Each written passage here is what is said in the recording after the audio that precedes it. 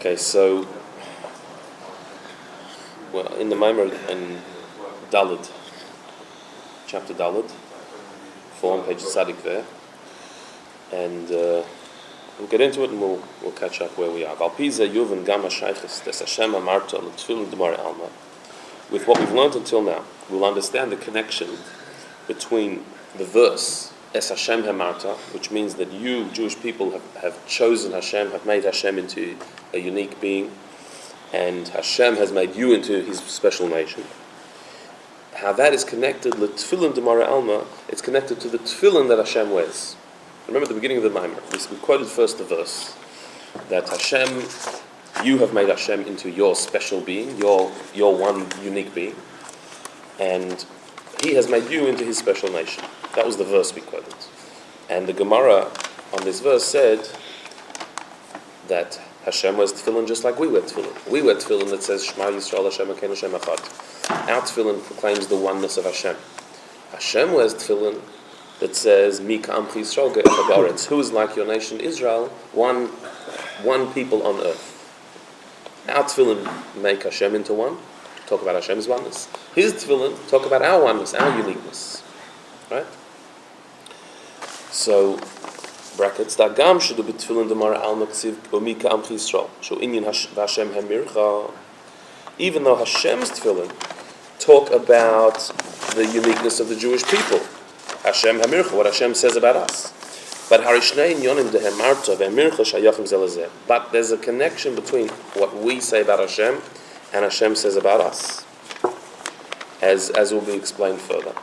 So, Hashem's tefillin, which praises us, is actually connected to our praise of Him. Remember we said in the Maimer earlier that the greatest praise of Hashem is His praise of us. So now we're going to understand why is it that the tefillin, which Hashem wears, as it were, which praise us, are actually more about Hashem's praise than about our praise of us. Why? Third line. Because there are also two aspects to Hashem's tefillin, just as we've been discussing before. The tefillin hem daled moichin. What are tefillin? What's the idea of tefillin? Tefillin represent the 4 levels of intellect, the 4 moichin.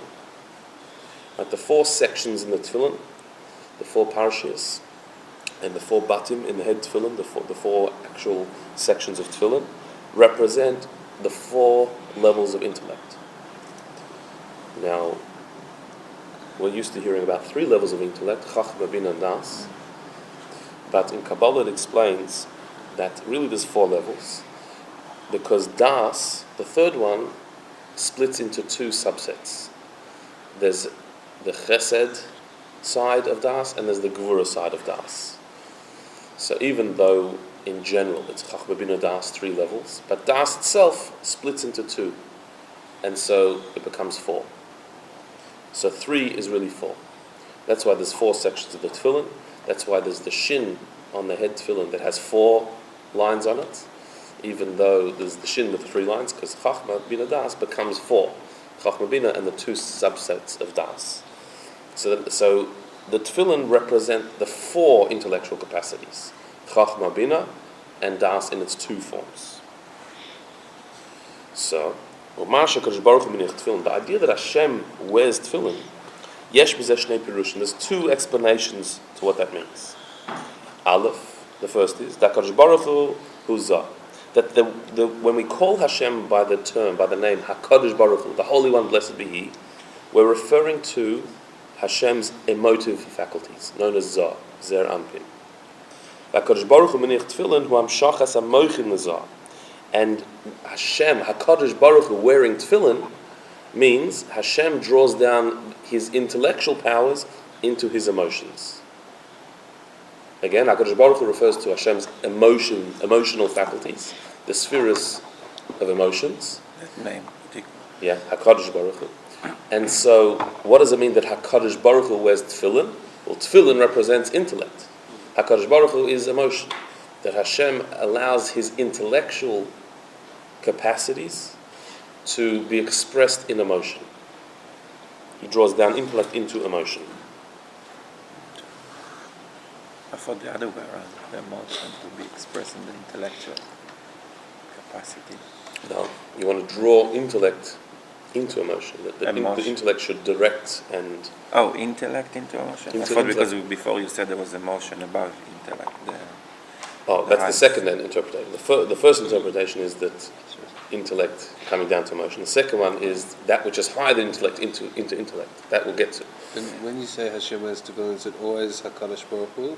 Yeah. HaKadosh Baruch Hu menich tefillin, it says in the Gemara. That HaKadosh Baruch Hu wears tefillin. So every name of Hashem is specific to a certain level of his emanation. Yeah. HaKadosh Baruch Hu is referring to his emotive faculties. Yeah. And remember what we said about that. Emotions in a human being are the way we interact with somebody outside of us, as opposed to intellect, which is what's going on inside our own mind. Our emotion is our connection to others. The creation of the world was an expression of Hashem's emotion, connecting to another. 6 days of creation, corresponding to the 6 emotions. Whereas Hashem's intellect means that which is above and beyond the world, beyond externality. To connect Hashem's intellect with his emotion means by Hashem putting on tefillin, he's drawing down a level of his light that is beyond creation and allowing it to affect creation. Intellect coming into emotion. So the significance, the meaning, the awesomeness of Hashem putting on tefillin means HaKadosh Baruch Hu, the level of emotion, which is the level of Hashem that enlivens the world that we live in, should not be separate from intellect, but actually connect with it. That the divine intellect should seep into emotion, and there's more of a revelation of godliness in the world. Because the world is now not just connecting to Hashem's emotions, but it's connecting to Hashem's intellect as they have come down into emotion.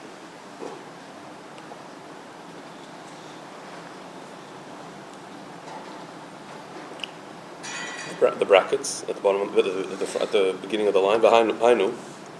So what this means, shenimshach bazah etzem hamoichin. What this means is that the very essence of intellect comes into emotion. Meaning, because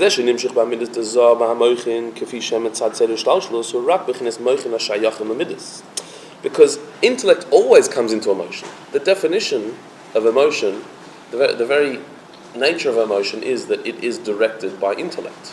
All the time. So what are we saying here that by Hashem putting on tefillin, as it were, it's taking his intellect that should come down into emotion? Intellect always comes down into emotion. In a person, in a physical person, any emotion we have, like we discussed, is directed by intellect. You can only have a feeling towards something if you have an awareness of it.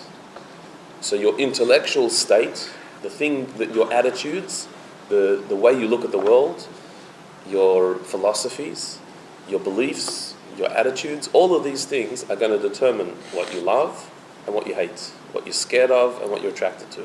Your emotional reaction is based on your intellectual outlook. That's always the case. So intellect always comes down to emotion. You can't really separate the two. So what are we saying here? It's such a big deal that Hashem puts on tefillin, meaning he allows his intellect to come down into emotion. That's the normal process of existing, is that intellect directs emotion. There's a relationship there.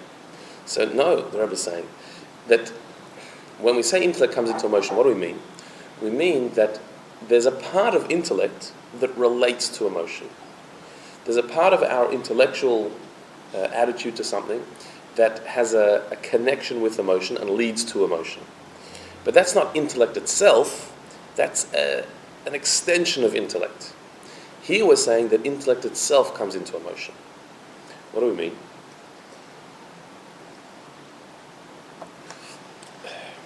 When you have an intellectual awareness of something, so intellect by definition is removed, is disconnected, dispassionate. That's the nature of intellect. Intellect is you examine a topic or a theory or an idea or a person or a concept, whatever it is, but you examine it from a distance. You observe it. Emotion is involvement. Emotion means you're involved, you're connected, you've lost your objectivity. You're now subjective. That's what emotion is. Intellect is objective, removes theoretical. So what does it mean that intellect directs emotion. What it means is that intellect is objective, but there is a part of intellect that starts to become a bit subjective. Meaning, let's say the emotion of love, for example. How do you get to the emotion of love? First, you become aware of something or someone, and your awareness of them at first is removed. You're just aware of them. But that awareness you start to become a bit subjective towards them. You start to notice the person's strengths and the beauty of that person, and that leads to an intellectual appreciation of them, which then leads to an emotion towards them. What about love at first sight? You know, I don't know. Yeah, maybe not. There's still first sight at least. Yeah. So what does that mean? That means there's three stages. There's the intellect, where you see a person, but at first you see them as an object, as a being. I'm not connected to them. I just find out, meet this person. Then there's intellect that starts to appreciate that person. You start to sense intellectually a connection to that person, which then leads to emotion, your feelings towards them. Or fear as another emotion, the opposite of love. You hear about, somebody tells you a story that there's a mass murderer hanging around in the neighborhood. There's an axe murderer who's going around breaking into people's houses. So at first you hear that as a piece of news. That's interesting. You know, if someone starts telling you there's an axe murderer around, you actually want to hear about this. What do you mean? That sounds fascinating. Axe murderer, wow. It's news.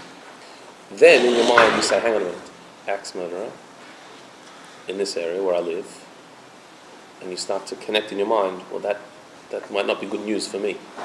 Like, it doesn't sound like a great neighbor to have, and in your mind you start to take it a bit personally, which then leads to actual fear. You go to bed at night and you're thinking of this axe murderer who's breaking into people's houses. So there are stages there. There's one stage where you weren't scared yet, because it was an idea, it was a piece of news. Then, in your mind, you started to connect that piece of news to yourself and say, hang on a minute, that could affect me if there's an axe murderer in town. And then it ends up fear. You're actually scared. An emotion where you can't get to sleep at night because you're scared of the axe murderer. So you see how it went from a very distant fact to a very personal thing that you actually have internalized now. It's affecting you. The three stages are intellect, then intellect that connects to emotion, and then emotion.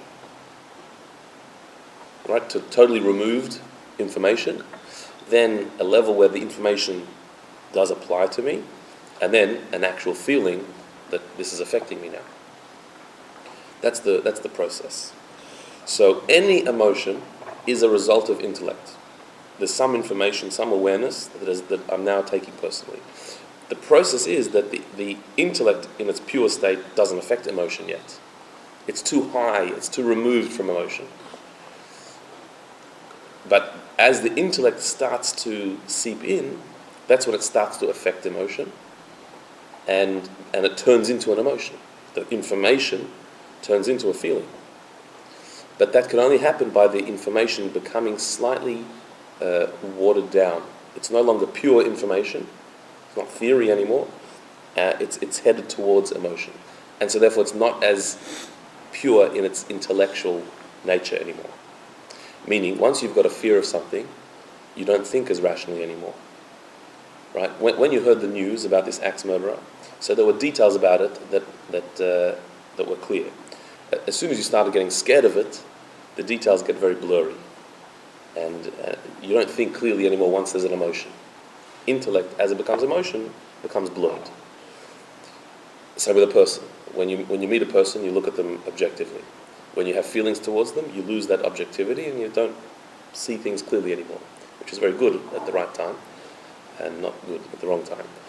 So intellect in its pure sense is factual, is real, is clear. Intellect, as it starts to become affected by emotion, becomes blurred. It's no longer pure intellect anymore.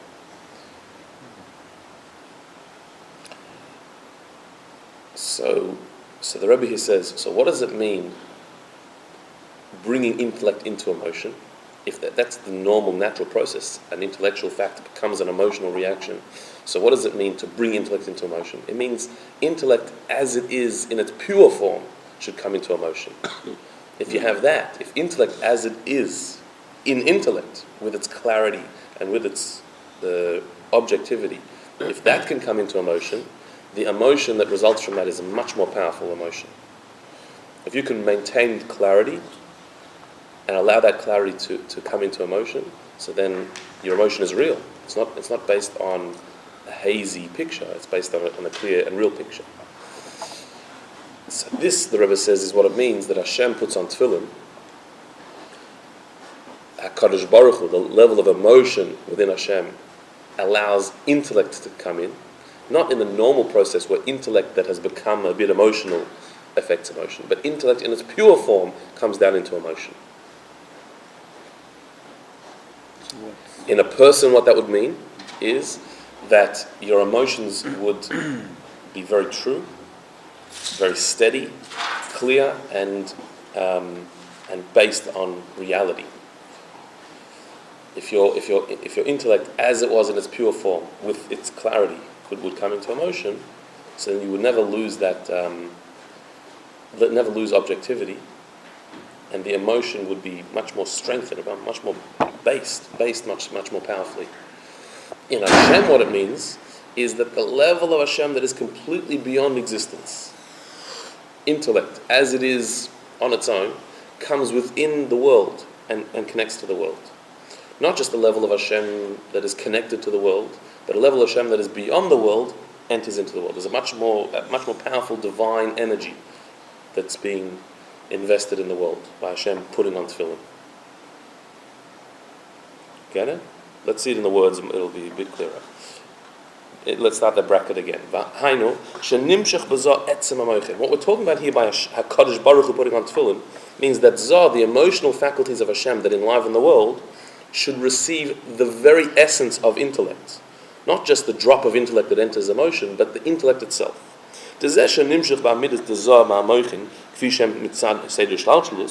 Because the normal process of emotion receiving from intellect, being directed by intellect, is within the normal system of creation. That's just the level of intellect that has some relationship with emotion. Intellect that has a bit of feeling to it. And this goes through very many levels of tzimtzum, of contraction, for an intellectual thing to become an emotional thing. To the point where that an intellectual reality actually turns into an emotional reaction. It changes form. Because the moichin shebamidus, the intellectual level that relates to emotion, compared to intellect itself, is actually just emotion. It's just become like emotion. One sec. So the idea that HaKadosh Baruch Hu, the emotional level of Hashem, puts on Tefillin, which is intellect, the idea is that the very essence of intellect, in its pure form, comes down into emotion. And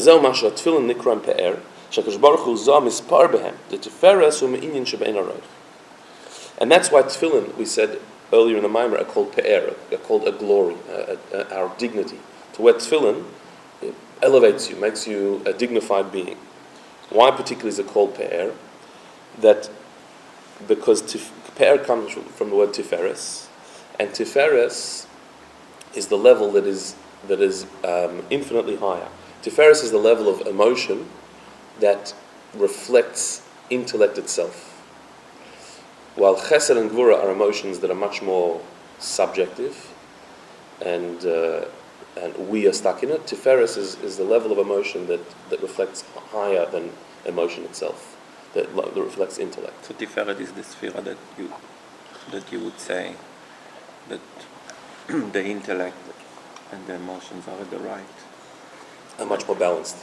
Much more balanced. Because chesed and gvura are much more my reaction to something. Tiferes is what's the right reaction? What's the right way to be? So Tiferet is the essence of intellect coming into emotion. Yeah. You could say. Yeah. Is that like tact? Like me, like, Yeah. or saying the right thing, right? Yeah. Like chesed or gvura is much more my personality. I'm either a chesed type or a gvura type. I'm this way or that way. It's my reaction to something. Whereas Tiferes is, what's the right way to be? What's the correct reaction here? It's like more refined So it's more refined and it's much more a reflection of intellect. and less instinctive. Maybe. Yeah. So that's why tefillin are called pe'er, called this Tiferes, the beauty of Tiferes. Because tefillin is where the etzem emotion, the intellect itself, has come down into emotion, and therefore your emotions are much more refined. You're not just emotionally reacting, knee-jerk reaction to things, but your emotions are appropriately arranged, which is what Tiferes is.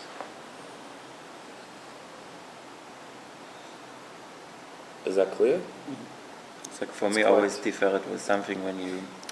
I remember when I went to the first time to a really religious shiva, and someone was explaining to me that you shouldn't approach the person, you should just be there present, like kind of in a state of shiva, like you shouldn't come and say hi and like start talking to them.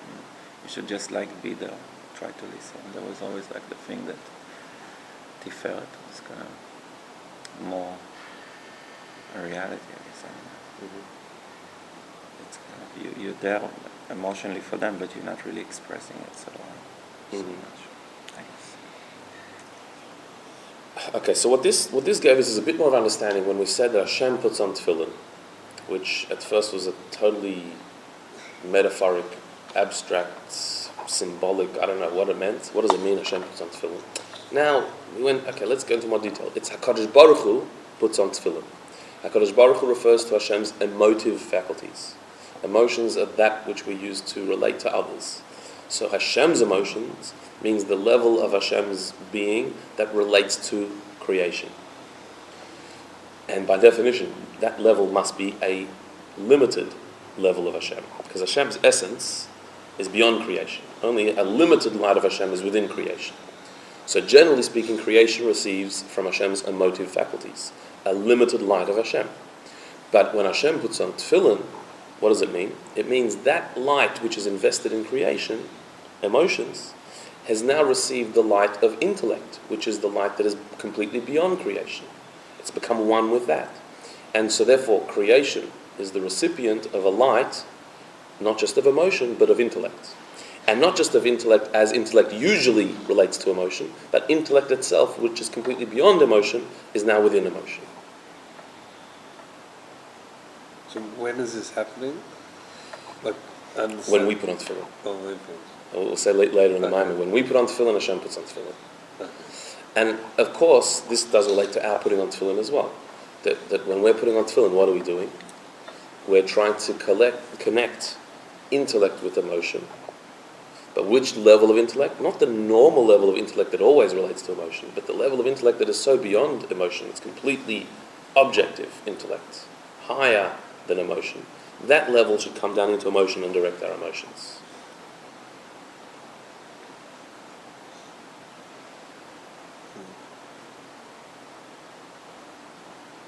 So the next paragraph there at the bottom of the page. V'zeu es havai hamarta. So that's what it means in the pasuk that we started with. It says that you have made Hashem into a unique entity. Es Hashem hamarta. Hamarta loshen chashivus v'shevach. Hamarta is an expression of importance. We've given importance. We've given praise. We've stated the greatness of Hashem. The fact that Hashem puts on tefillin, which brings a greater dignity, a greater level to Himself, that is achieved through our avodah. We are the ones who make Hashem put on tefillin, as it were. That's what it means, the Gemara says, you made me into a unique entity. Which remember we said, what? We made Hashem into a unique entity?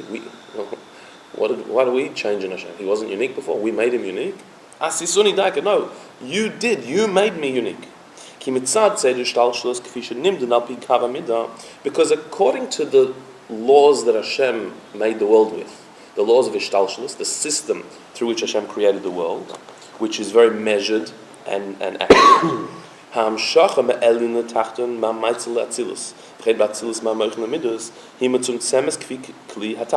the system works like this, that any level that relates to the level below it has to be diluted.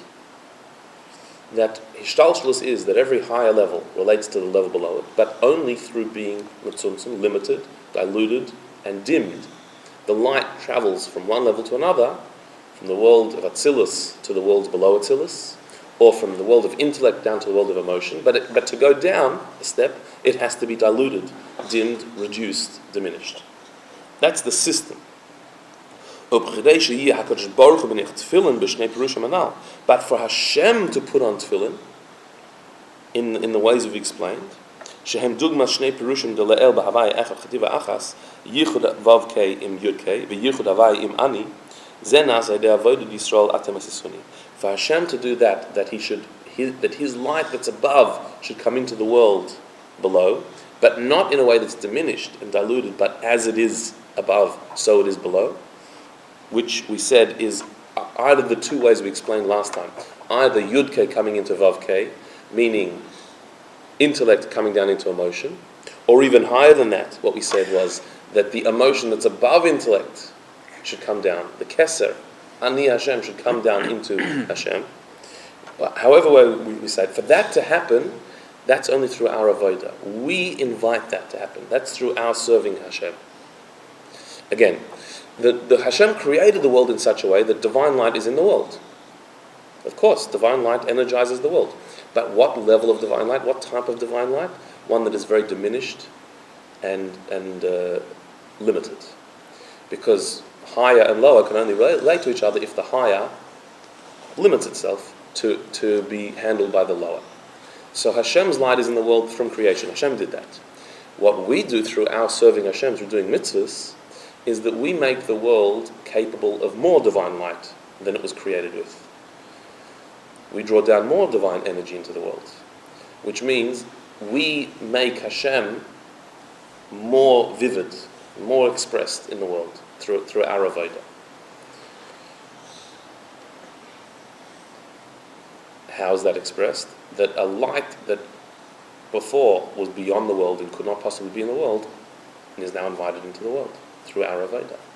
Because you did a mitzvah, so you made this world into a place that can handle more divine light. You showed that this world can house God, because you just did a mitzvah. A physical person in a physical world with physical objects just did a mitzvah. You just did a divine act. So you proved that this world can handle more divine light. It's not such a contradiction to Hashem. It fits well with Hashem. It gels with Hashem's light. That draws down more divine energy into the world. And so the light that was deemed beyond the world until now is now in the world, is now drawn down. So that's what it means that the Jewish people, by praising Hashem, we by putting on tefillin, by saying Shema, by doing all the mitzvahs that we do, that makes Hashem chativa achas ba'olam. It makes His oneness come down into the world. And that's what it means that you've made me a unique being. You've affected me, Hashem says to us. Because the light that I put into the world, you've now drawn down even more light. In that way we've affected Him.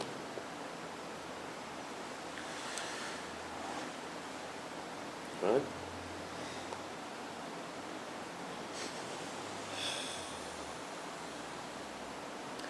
Okay, we'll stop there.